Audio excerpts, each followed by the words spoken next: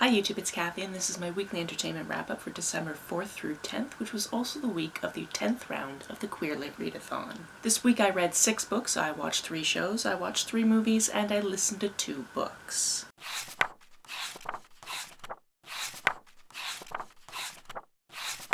Firstly, I just want to say a very big thank you to everybody who joined us for the Queer Lit Readathon. I have announced the dates for 2023, so I will link that down below, and I will have a reading vlog up in the next couple of days. The first book that I finished this week was Lavender House by Lev A.C. Rosen. This is a murder mystery that happens in the 1950s outside of San Francisco, and I had a really good time with this one. As we meet our main character, he is getting drunk in a bar. He has recently been let go from his job because they found out that he's queer. He used to be a cop, and he was rounded up in a raid, so his job is out the window, and he thinks that his life is out the window. In fact, he's planning on ending it later that day when this woman comes to him and tells him that she needs his help solving a crime. As it turns out, her wife has recently died, and she thinks it might have been more than an accident, but that means that somebody who lives in her house probably did it, and considering everybody is family, that's an issue.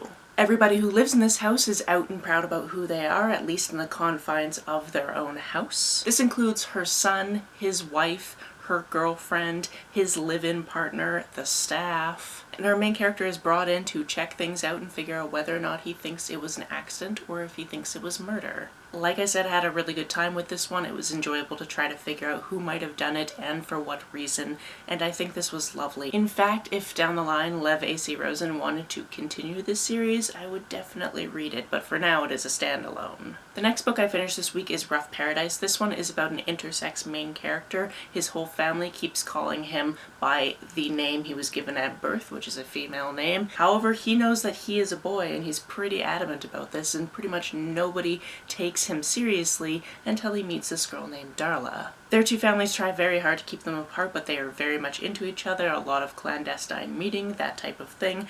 This is very dark. Know that going into this, know that there is also abuse of minors in this. And it ends up in a way that is hopeful, but at the same time I really wanted to know what happened to the other character that we don't really know what happened to.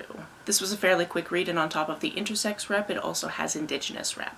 Next, something much more lighthearted, although disastrous, we have The Year Shakespeare Ruined My Life. Our main character in this one is a girl who's trying her darndest to become the valedictorian of her high school class, and she figures that when a teacher calls her in and asks her to co-produce the school show, she figures that's going to show everybody that she really deserves it. However, that teacher basically dips immediately, doesn't even teach her how to be a producer, so she's constantly just trying to have to figure it out for herself, and that leads to some ridiculous circumstances. It also leads to obviously some very teachable moments, and a lot of her relationships throughout this are changed by the fact that she is working so hard on this play. This is another one that was near and dear to my heart because I was a huge theater kid growing up, and in fact last weekend I saw a lot of people I used to do theater with in my youth. So it was just lovely to be back in the place that I did so much theater years ago, and to see so many people I've done theater with, and then to read this book and just imagine these circumstances, because a lot of this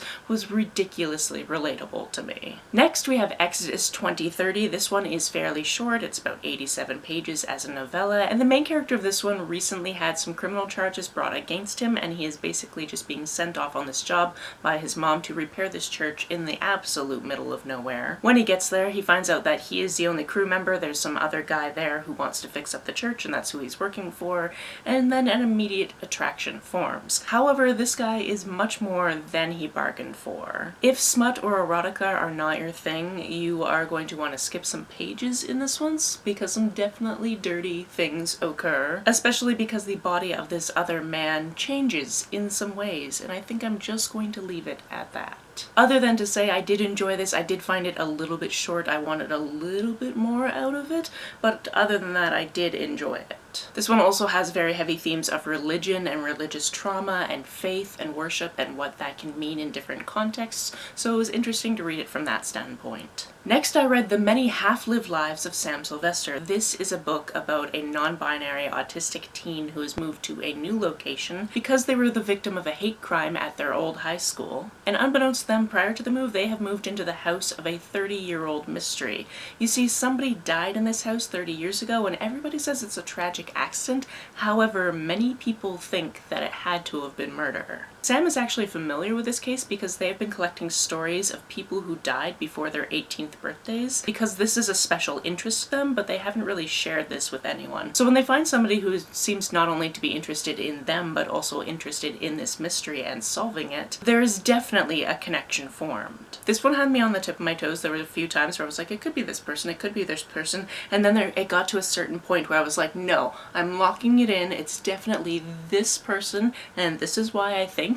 And I was actually correct, and I got really excited about that because you could have changed it quite easily from who I thought it was. So if you've read it, let me know down in the comments below if you figured out who it was and why ahead of time. If you're going to have spoilers, just put in spoilers and tap down a couple of times and then write out the spoilers, because that's just a very easy way in general for people to avoid spoilers. This week the last physical book I read is In Deeper Waters. This is a high fantasy fairy tale about this guy named Tal. He is the 4th child of the current queen, and he is on his coming of age tour, which kind of sucks for him because it seems like he gets seasick pretty badly, and here he is on a ship. On the first day of this tour they come across this ship that is both on fire and sinking, and they find somebody on the ship and he helps this person, and then they immediately throw themselves overboard, and he's like, this person is now dead, I feel so bad for getting them out of the circumstance, like this is just terrible. He had such an immediate connection with this character. I guess I should also mention that in this world magic exists, however it's in very short supply, and he's actually the last mage in his line. His great-great-grandfather was also a mage, but he used his powers for evil, so he is trying to hide his powers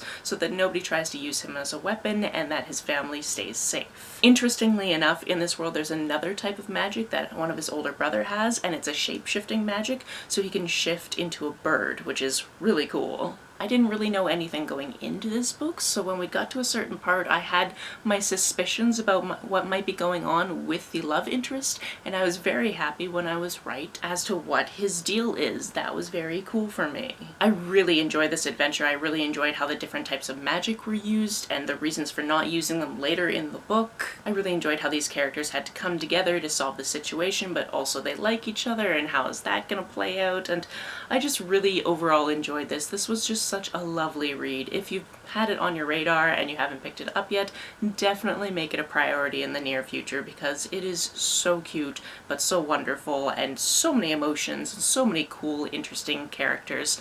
It was just a great time. And my battery is about to go, so I'll be right back. The angle is going to change. On to what I watched this week. My roommate is still working her way through Ally McBeal, so I watched a few episodes of that, as well as getting to the only other episode I remember from watching this previously, which is the episode in which Ally McBeal sings Santa Baby. Like, I think that was the first time I had ever actually heard that song, was seeing it on this random episode of this TV show I didn't actually watch when I was a kid, so it's cool for that to come up, especially because it's during the holiday season.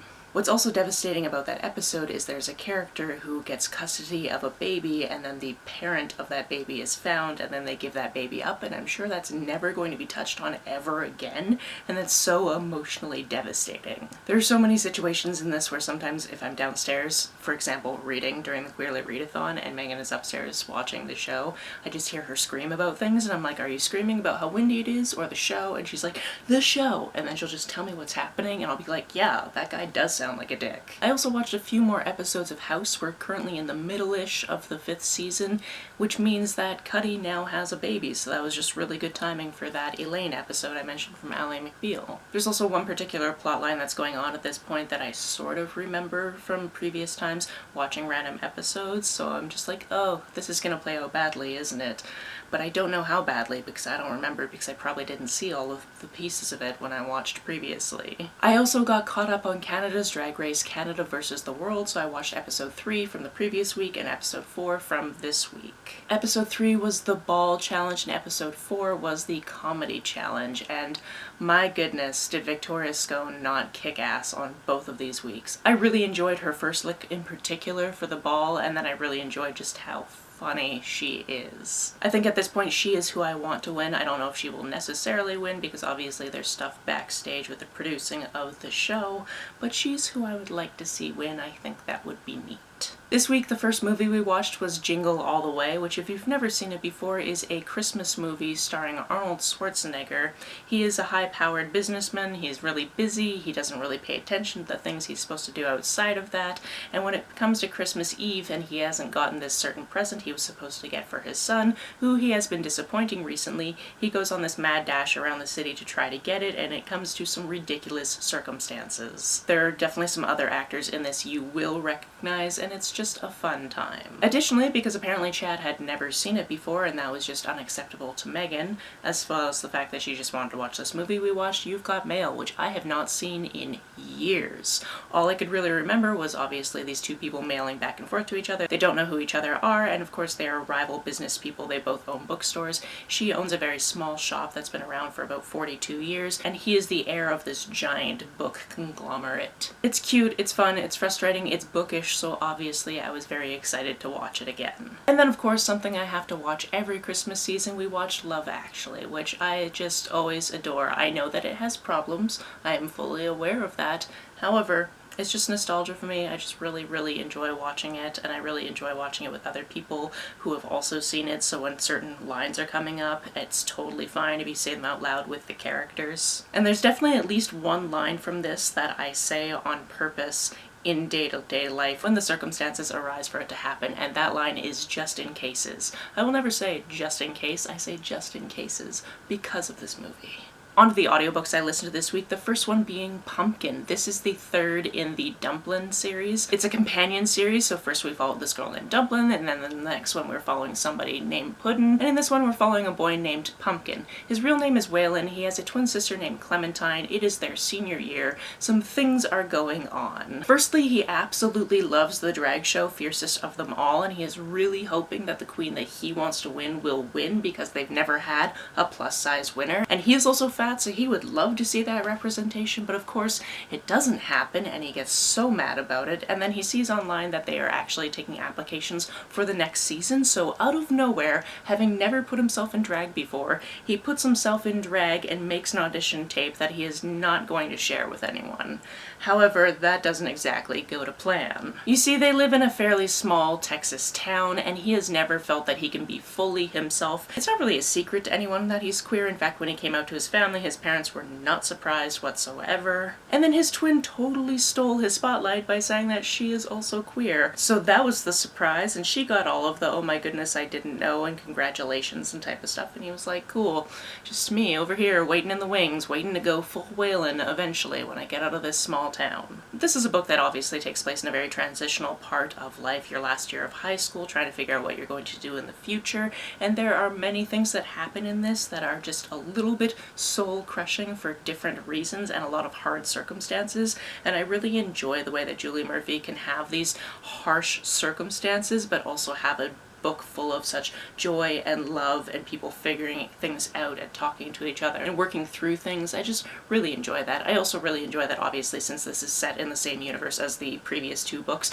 we do see some of those characters pop up here and there and we just get to know what their life is like at this point, because if you've read the two previous books you're like, oh yeah, I wonder how things are going for Willow Dean and Millie and all of those other characters, and then you see them and you're like, oh well, this is lovely, or oh no, something's happening and you kind of want to know but it's in the background and you're like, am I gonna figure it out? You do figure it out, it's great. The other audiobook I listened to is The Insiders. This was my middle grade book for the week and my goodness, I absolutely loved this book. This book is about a middle schooler named Hector. He has recently just moved to this new city because his mom got a new job so they had to move. And he starts at his new school and everything seems okay, with the exception of this school doesn't have a drama program, which is just ridiculous, and everything seems to be going quite well. On his first day he meets some people, they seem nice, but then he meets this guy named Mike, and Mike is like, yeah, we're gonna be really good friends, but you know, just by the way that he says it, that you're not gonna be really good friends. Everybody at the lunch table in fact tells Hector that no,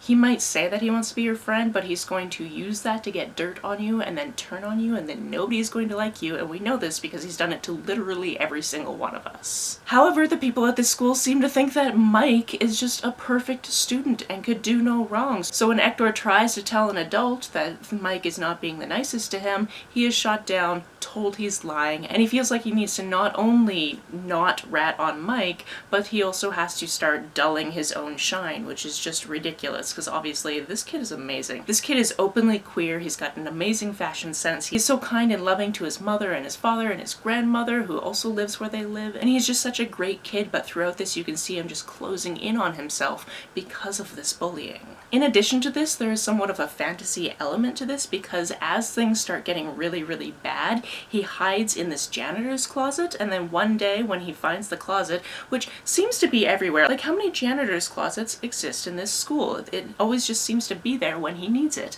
And when he's hiding in the closet, which is an irony that is not lost on him, and then one day the closet is not so much a closet as it is an amazing room that has everything he could ever need. He ends up really enjoying spending his time in this room where time doesn't actually seem to go forward outside of the door, and then one day he meets somebody else there.